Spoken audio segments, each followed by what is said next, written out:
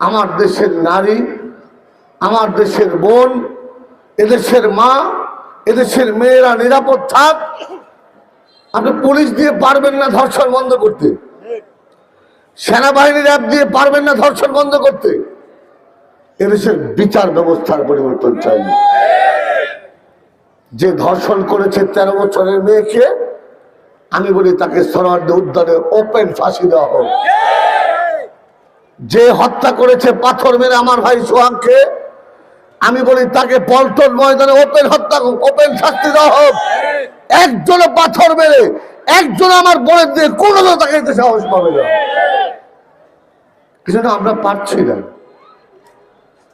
আমরা বারবার কেন যেন এগোতে গিয়ে পিছিয়ে যাচ্ছি, কেন যেন বারবার এক কদম আগে যাচ্ছি, 2 কদম পিছিয়ে যাচ্ছি। এর কারণ হলো পেশি শক্তি আর রক্তচক্ষু। আমাদের মধ্যে একটা ভয় কাজ করে।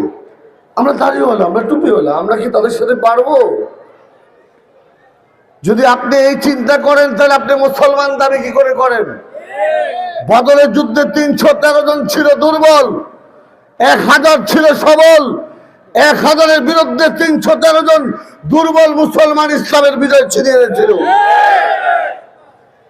আমরা যদি মনে করি কোন রক্তচক্ষু আমাদের কিছু করতে পারবে না, বুলেট আমাকে হত্যা করতে পারবে না, অস্ত্র আমাকে আমার জীবন কেড়ে নিতে পারবে না, আমার হায়াত যতক্ষণ আছে আমি ততক্ষণ বাঁচবো, আমার মালিক তো আল্লাহ, বাঁচানোর মালিক আল্লাহ, নেওয়ার মালিক আল্লাহ।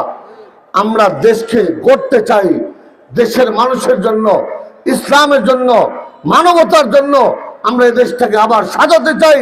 তাহলে ঐক্যবদ্ধভাবে রাজপথে নামতে হবে।